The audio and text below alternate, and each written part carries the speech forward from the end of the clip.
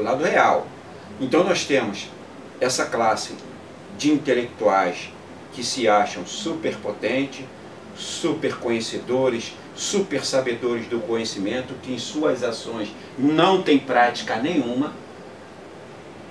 Por quê? Porque não fazem nada de fato pelo país. Como eu já falei para você aqui em alguns vídeos, falei, volto a falar para vezes. O Brasil é o país que tem mais mestres e doutores do mundo. E, no entanto, ele tem só dados do IBGE de 1915, de 2015, dados do IBGE. No Brasil existia 750 mil mestres e doutores, e na China 800 mil mestres e doutores. Qual a população da China? Peraí. Compara com a do Brasil. 1 bilhão e tal. Quase 8 vezes. Quase 8 vezes. Pelo amor de Deus. 4 vezes. Então olha só. Então presta atenção. Na China, na época, na China, é inverso, eu falei inverso, corrigindo. Na China existia 750 mil mestres e doutores, no Brasil 800 mil mestres e doutores. China, 750 mil trabalhando. Trabalhando, não tem nada de sou doutor, vai dar carteirada, escrever livro, dando palestra, não existe isso lá. Ah, vamos quebrar pedra, amigo. Vai para a universidade, vai fazer, praticar, vai para o estudo de pesquisa, vamos trabalhar. Vai formar outros profissionais para servir ao Estado, servir ao povo, servir ao país. Exatamente. Então olha só, e também na Alemanha é o seguinte, você pega, por exemplo, você pega a Alemanha, um outro exemplo aqui, prático, por exemplo, a Alemanha. Quando você vai fazer um mestrado e doutorado, você vai ser formado e ser empregado. Não é você fazer doutorado porque você quer fazer e para dar carteirada, não é isso não, rapaz. E os que, presta atenção, que ainda usam dinheiro público, se forma, mexe nisso, doutor naquilo, ainda sai do país e vai lá para fora. Ou senão fica nas esquinas, no bares da vida, cheirando droga e fazendo merda. É o que mais tem. Então, em resumo, dados do IBGE, só para não fechar a ideia. Então você tinha 800 mil mestres e doutores no Brasil, empregados 50 mil,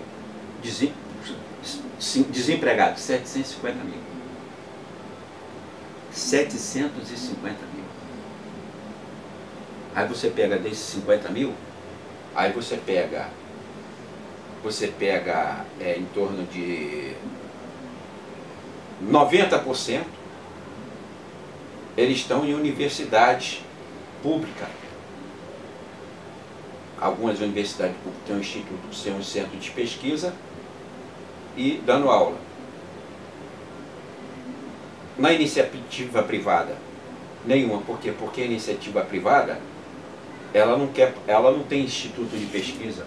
Ela quer pegar carona, ela quer lá que o Estado vai lá, a Universidade Federal faça o evento lá, faça a pesquisa, e ela vai lá e ganha na moleza.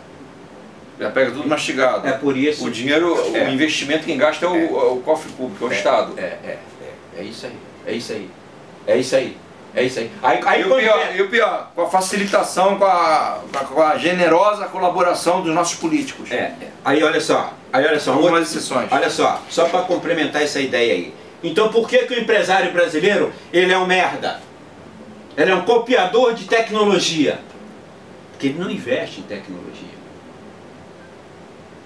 Nem ele, nem o Estado. É um copiador. Nem ele, nem o Estado. É um copiador, é um ladrão de tecnologia. Esse é empresário brasileiro, rapaz. Esse é empresário brasileiro. Esse medíocre que está aí. Aí é por isso que as empresas... essa é a razão, aí é que eu quero que você entenda, essa é a razão por que a burguesia estrangeira domina a burguesia nacional. Porque a burguesia nacional, ela é medíocre. Ela é medíocre em si. Ela não investe em pesquisa, aí rouba a tecnologia. Ou quando não copia. Exatamente, é roubar a tecnologia. Aí, em resumo, aí a multinacional que traz lá de fora os seus eventos, vai, coloca aqui, ganha rios de dinheiro. Aí aqui a nossa copiadora, a nossa burguesia copiadora de tecnologia, fica sempre para trás.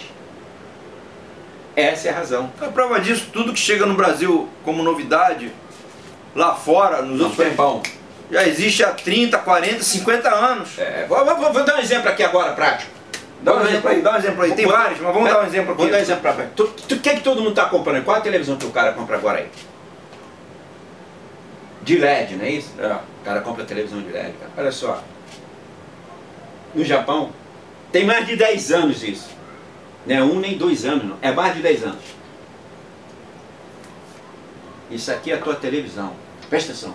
Isso aqui é a tua televisão. Você faz isso aqui, ó. Bota dentro da mala. Vai para onde você quiser. Aí você vai lá, liga na tomada, Abre e vê a televisão. e vê. Não é, presta atenção, rapaz. Ela é da grossura de um dedo. Da grossura de um dedo. Você dobra ela todinha. Vou citar mais dois exemplos rápidos aqui. Peraí, outro exemplo só para fechar a ideia. Qual é a outra televisão que está se vendendo? Volto a dizer, não é agora, não tem mais 10 anos. É um projetor desse tamanho aqui. Você compra tipo um tipo projetor, sabe o que é projetor, né? De imagem. Ele é um tipo, essa é a tua televisão, saca? Você coloca, é desse tamanho a tua televisão. Aí você projeta a imagem do tamanho do Maracanã. Acabou. Qual é a televisão que nós temos aí? É de LED, lançamento 4K e não sei o que. Essa porra já foi lá para baixo. Infelizmente, nós estamos tão atrasados. Eu vou citar mais dois exemplos. Se você não conhece, acesse o YouTube. As gerações mais novas, mais jovens, não conhecem, com certeza acessem o YouTube. Tem dois seriados americanos que fizeram muito sucesso aqui no Brasil. Já mostrava o que eu vou falar aqui, que está chegando pra gente com novidade agora. Um se chama Viagem ao Fundo do Mar, outro chama o Incrível Hulk, a série antiga da TV. O que esses seriados mostravam? O Viagem ao Fundo do Mar é de 1966, 1967, final da década de 60. Já mostrava, sabe o que? Monitor de vídeo, um falando com o outro à distância em tempo real. Isso naquela época. Quantos anos isso chegou no Brasil depois? O seriado do Hulk já mostrava, não é a ficção não, eles já tinham isso lá nos Estados Unidos. A ficção é um monstro lá, o cara vira monstro, aquilo ali é ficção. Mas os equipamentos, né, o maquinário ali, os computadores eram reais. Já mostrava o computador lá, aquele computador aumentando, mostrando a cadeia de DNA multiplicada no microscópio eletrônico, não sei quantas milhões de vezes. Isso em 1977. Quanto tempo levou para chegar isso no Brasil? Então, olha só. Por quê? O que eu completando o que o professor acabou de falar aqui. Não investem em tecnologia, não investem em ciência, o Estado também não investe, porque os políticos não querem saber disso, eles querem saber de encher o bolso deles de dinheiro, só isso. Interesse pessoal, puramente. Não há investimento. Porque se houvesse investimento em ciência e tecnologia, havia geração de emprego, teria que ter uma educação de qualidade, teria que ter saúde de qualidade, que você precisa de saúde para você trabalhar e estudar. Aí está nisso aí, o país atrasado e cada vez mais indo para o fundo do poço. 3 anos de governo praticamente agora, vamos fazer agora, 1º de janeiro. E o que mudou? Nada. Agora piorou. Ah, a culpa é da pandemia. Agora a culpa é da pandemia. Então, olha só para acrescentar um detalhe aqui, eu vou fechar esses dois pontos para a gente mudar aí o foco. Olha só, então é o seguinte, então eles não investem. E quando pega o dinheiro do governo, como queriam pegar agora, tentaram pegar agora. Você sabe que Bolsonaro, os deputados aí, bolsonaristas, aí, tentou liberar 16 bilhões do Fundeb para iniciativa privada, né? E quando eles pegam o dinheiro do governo, eles fazem o seguinte, ele diz que gastou R$1, ele diz que gastou R$10 com aluno, às vezes não gastou nem 50 centavos, né? A verdade é essa. Diz que gastou R$10, não gastou nem 50 centavos. E recebe verba do governo, porque também não fazem educação. Então eles querem o dinheiro do governo só para botar no bolso e não fazerem nada. Aí tentaram pegar, só que foi revogado de novo. Eles não conseguiram pegar esse dinheiro, quer dizer, não deixa o Estado fazer. Quando o Estado vai fazer, eles pegam o dinheiro e não fazem. Então, só para fechar aqui uma última ideia a respeito dessa era da tecnologia. Olha só, foi em 1980, a Confederação Nacional da Indústria pediu uma pesquisa sobre o avanço da tecnologia no Brasil em comparação com as tecnologias estrangeiras. O que aconteceu? Foi feito aí, ela pagou universidades públicas e privadas para fazer essa pesquisa, para fazer um levantamento do avanço da nossa tecnologia. Levou-se 5 anos, foi devolvido. Muito bem, quando foi devolvida essa pesquisa, se confirmou o seguinte, que o produto mais avançado em 1985 é como se ele tivesse fabricado em 1965. Ele estava em 25 anos de atraso. Em 1960, aliás, 1960. Então, quer dizer, presta atenção. O produto mais avançado estava com 25 anos de atraso. Essa era a nossa tecnologia. Aí sabe o que aconteceu? Foi dado alarme para as indústrias. As indústrias não acreditaram, acreditou que aquilo ali era uma ficção, né? Falou para os sindicatos, as universidades que deram a pesquisa repassaram essas coisas para o sindicato. O sindicato também, ó.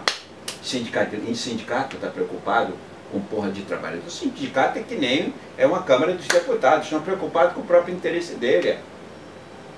Estão lá, ó, olha, agora. Por que eles vão dar apoio ao candidato do Rodrigo Maia agora? Por quê? Porque os deputados que vão dar apoio ao Rodrigo Maia agora, eles querem em função de retornar o imposto sindical para eles.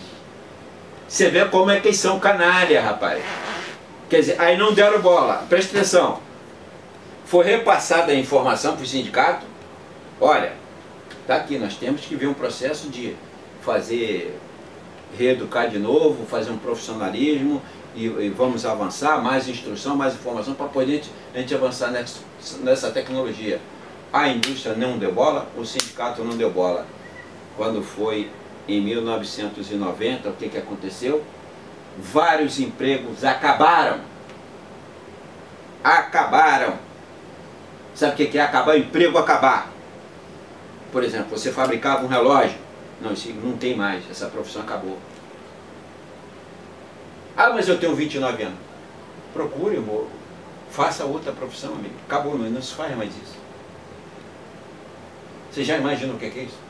Você está 25, 30 anos numa profissão, aquela profissão acabada, não tem mais. Não é que não tem empresa, não, acabou, não se faz mais aquilo. Então esse é o Brasil que nós vivemos. Aí você vai dizer que uma burguesia dessa, brasileira, arrogante do jeito que está, se acha que se preocupa com o Brasil? O negócio da burguesia nacional é o seguinte, cara, é explorar o máximo que ele pode aqui, sonegar INSS, sonegar INPS, sonegar ICMS, não pagar imposto de renda, porra nenhuma, e mandar o dinheiro, ó, lá para fora, lá para os paraísos fiscais. Essa é a burguesia nacional, rapaz. Essa é a burguesia nacional. É justamente essa aí que finge que não quer Bolsonaro e concorda em tudo com o Bolsonaro. Exatamente essa lógica que nós vivemos. É o que eu falei, ele é apenas um produto, uma cria de um sistema que, se não for destruído e substituído por um sistema justo e correto, vai vir outro igual ou pior. É o que vai acontecer. Não adianta. Olha só, escreve o que eu estou falando, hein? Não adianta você querer colocar toda a culpa em cima do cidadão. Olha. O povo tem culpa no cartório. O povo tem. porque aceita, E porque não se mobiliza. O que nós tentamos colocar na cabeça das pessoas aqui, nem citar a quebra-quebra, violência, nada disso não. É simplesmente a população se mobilizar para tudo, cerca o Palácio do Governo, olha só, a gente não quer mais vocês aí, sai daí, acabou. Ou para, ninguém trabalha, acabou. Ninguém... Parou, sai daí, sai fora, acabou, acabou. Igual foi feito na Revolução Francesa.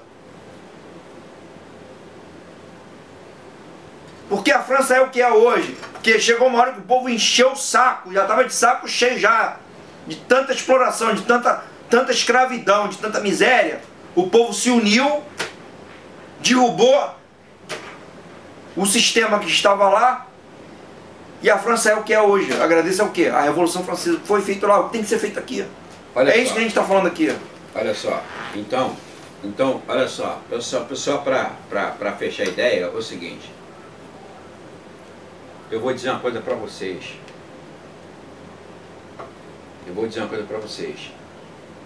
Eu acredito que se o Bolsonaro não for reeleito, eu acredito que ele vai ser reeleito. Também acredito. Eu acredito.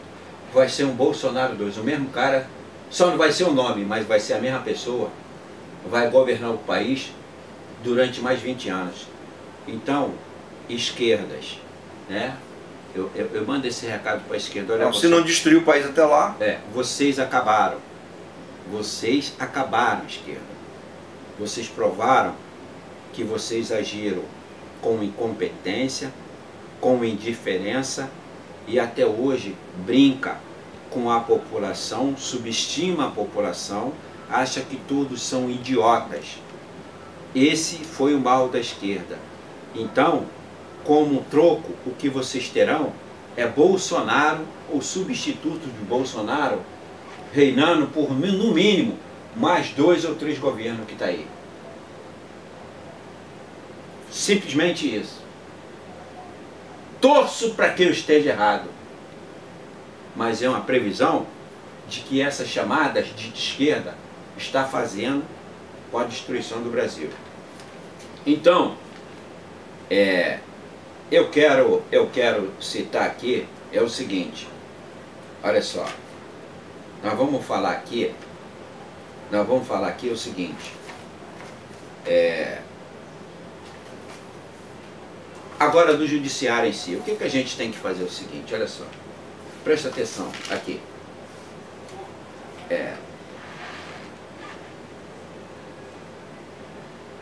nós temos aqui, o primeiro ponto nosso é o seguinte, nós temos que acabar com esse negócio de ministro do Supremo ser vitalício. É que acabar com isso. Só aqui que é vitalício. Nenhum lugar do mundo é vitalício. Só aqui. É 8, 10 anos no máximo, sai fora. Aqui não, aqui o cara... Toffoli entrou, parece que com 45 anos, ou 49 anos. Já pensou que o cara vai ficar até 80 anos, 75? Hein? Aí a mesma coisa cai quem? Fux. E por aí vai. E você acha que estão preocupados com o povo? Exatamente, com o país? Exatamente. Ganhando 100, 200 mil por mês. Então é o seguinte. Então você, a primeira coisa que eu tenho... Para reformular essa justiça, você tem que acabar com esse negócio de ministro vitalício. Outra coisa, desembargador. Para que desembargador? Eu sou um desembargador para estar acima de você, para fazer de novo o que você já fez. Então, peraí. Então, o que você faz aqui? Eu sou um camarada que eu dependo, a minha postura é consertar mais ou menos o que você fez. Peraí. Então, eu tenho um juiz hoje que morre e não consegue resolver 10% de todos os processos que estão em sua mão. Então você acaba com o desembargador e você bota mais juiz. Para que desembargador? Sabe o que é um quartel? Capitão, tenente, general, o que é isso? Hierarquia? É ou não é? Quer dizer, se você pegar bem da verdade, é uma justiça que virou como se fosse uma elitização, um reinado. Aí você pega Aí você pega aqui, Conselho Nacional de Justiça. Aí você vai lá no Conselho da Justiça, né? O presidente desse Conselho Nacional de Justiça é um próprio ministro do Supremo, quer dizer, para ele virar, defender a classe. Corporativismo. Corporativismo. Não é isso? Eu vou mais além. Tudo isso que o professor está falando aí, se nós analisarmos, né? Quem já estudou história do Brasil, história geral, só existem duas formas de governo em todo o mundo. Uma se chama monarquia, a outra se chama república. Aí fala, República Federativa do Brasil.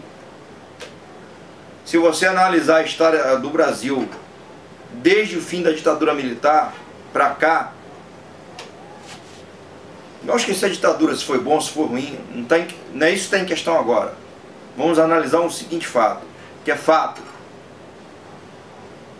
Depois do fim da ditadura para cá, entra governo, sai governo, na Presidência da República, na Procuradoria-Geral da República, no Supremo Tribunal Federal, nos três poderes. E o que você vê lá? Na Câmara dos Deputados e Senadores, o que você vê lá? Nas lideranças, as mesmas caras, só mudam alguns de cargos e de funções. E seus assessores, parentes ou indicados? Isso aqui é uma república ou isso aqui é uma monarquia? Onde uma mesma linhagem genealógica de famílias e de parentes se mantém no poder durante anos a fio, disfarçada de república. Pare e raciocina. Você tem o próprio fogo. Por isso que essa porca, isso aí tem que destruir essa porra antes que destrua o país. O próprio fogo. O sistema tem que ser destruído. Não adianta tirar o Bolsonaro se continuar o mesmo sistema. O que ele falou, vai ter outro Bolsonaro igual ou pior. Não adianta jogar tudo na culpa, tudo nas costas do Bolsonaro. O Bolsonaro é só uma cria, só um produto, só um fantoche do sistema. Tem que destruir esse sistema, criar um Estado novo, igual Getúlio Vargas fez em 1930, igual a Revolução Francesa fez. Um Estado soberano, um Estado que cumpra a sua função social, um Estado que zele pela sua integridade territorial, que zele pelo bem-estar e o progresso do seu povo. Um Estado que tenha forças armadas, que sejam o braço armado da nação, a favor da nação e não contra a nação. É disso que nós precisamos. Professor? Olha só, porque o que nós temos aqui é o seguinte, olha só, aqui o que nós temos é o seguinte, olha só. Aí você tem o Supremo Tribunal de Juros, tem o TSE, Tribunal Superior Eleitoral, tem o TSE, Tribunal Superior do Trabalho, e você tem tem o da Justiça também esportiva, tem um tribunal também, pago pelo governo federal, por nós, contribuintes. Vem cá, o que eu tenho a ver com futebol, com vôlei, com não sei o que? Peraí, olha só, eu gosto do vôlei, você gosta de futebol, gosta da natação. Peraí, o que eu tenho a ver? Tá. E quem ganha dinheiro com isso? Peraí, quem ganha dinheiro com isso? O que eu tenho a ver com... Peraí, o que o Estado tem a ver se ocorrem problemas lá dentro, lá da natação, do esporte, o que o Estado tem que... O que você, contribuinte, tem que pagar para ter uma justiça para ficar financiando isso aí? As questões que ocorrem dentro das várias modalidades esportivas são questões cíveis, criminais. Para que justiça desportiva? Não cria um tribunal, tudo bem, então, mas pago pelos clubes. Acabou, está resolvido. Deu para entender? Pago pelos clubes. Que nada mais são que empresas privadas. Exatamente. Aí o Estado tem que pagar, eu que tenho que pagar, você que tem que pagar, você. Aí você, olha só, aí você tem, olha só. Aí você tem aqui o TSE, Tribunal Superior Eleitoral. Você já deveria ter acabado com isso desde quando o Bolsonaro foi eleito, que Bolsonaro foi uma fraude. E o Tribunal Superior Eleitoral sabe disso. Seu Haddad canalha, que ele foi, que achou que ia pegar os votos do Lula todo para ser eleito presidente, não foi. Né? Se ferrou, bem feito. E, no entanto, depois descobriu que o Bolsonaro armou, foi uma fraude à eleição, e ele não falou nada. Quer dizer, ele foi canalha com Lula, para armar, para ele ser o candidato e o Lula não. Aí quando o cara foi eleito, com fraude provado, e ele sabe disso, ele recebeu e não fez nada. Agora a questão da fraude. Então peraí, vamos fechar isso aqui. Então olha só,